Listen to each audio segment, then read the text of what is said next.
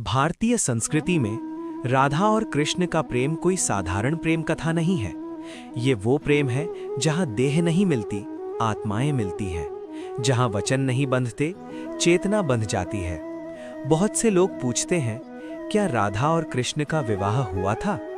उत्तर मिलता है, इतिहास में नहीं, लेकिन अनंत में। आत्मा परमात्मा का संबंध। कृष्ण केवल एक नाम नहीं, परमात्मा की पूर्ण चेतना है, और राधा केवल एक नायिका नहीं, वो ह्लादिनी शक्ति हैं, वो आनंद जिससे स्वयं ईश्वर भी आनंदित होते हैं। इसलिए राधा और कृष्ण दो नहीं हैं, वे एक ही अस्तित्व के दो स्वरूप हैं। भांडीर वन की दिव्य लीला। ब्रज की धरती पर एक वन है, भांडीर वन। कहा जाता है यहीं एक दिन समय रुक गया था। कृष्ण पीतांबर धारण किए, मोरपंख मुकुट में सजे, मुस्कान में ब्रह्मांड समेटे खड़े थे। राधा लाल वस्त्रों में, लज्जा से झुकी दृष्टि, हृदय में अनंत प्रेम लिए। वहां न कोई राजसभा थी, न कोई ढोल नगाड़े। वहां ब्रह्मा स्वयं पुजारी बने, वटवृक्ष साक्षी बना, यमुना ने मंगल गीत गुनगुनाए और प्रकृति ने पुष्प वर्षा की। मंत्र पढ़े गए और वो विवाह संपन्न हुआ। लेकिन वो विवाह देह का नहीं था, वो आत्माओं का था। इसलिए उसे संसार ने नहीं देखा, केवल ब्रह्मांड ने अनुभव किया। क्यों नहीं हुआ सार्वजनिक विवाह?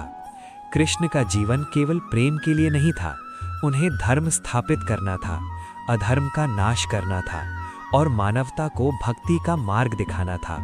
यदि वे लौकिक विवाह में बंध जाते तो उनकी लीला सीमित हो जाती। इसलिए उनका विवाह लोक से छिपा रहा, पर ईश्वर से प्रकट। राधा का त्याग।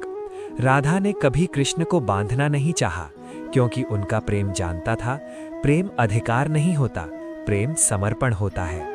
कृष्ण मथुरा गए, द्वारका बसे, अनेक विवाह हुए, लेकिन कृष्ण के हृदय का सिंहासन सदैव राधा का ही रहा, क्योंकि राधा बिना कृष्ण अधूरे हैं और कृष्ण बिना राधा शून्य।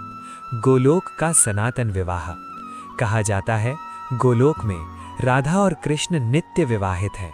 धरती की लीला केवल हमें ये सिखाने के लिए थी कि सच्चा प्रेम मिलने में नहीं, खो जाने में है। विवाह का आध्यात्मिक अर्थ। राधा कृष्ण का विवाह हमें ये सिखाता है, जब आत्मा पूर्ण समर्पण करती है तभी परमात्मा से उसका विवाह होता है। जब मन राधा बन जाए और चेतना कृष्ण हो जाए, वही सच्चा विवाह है। अंतिम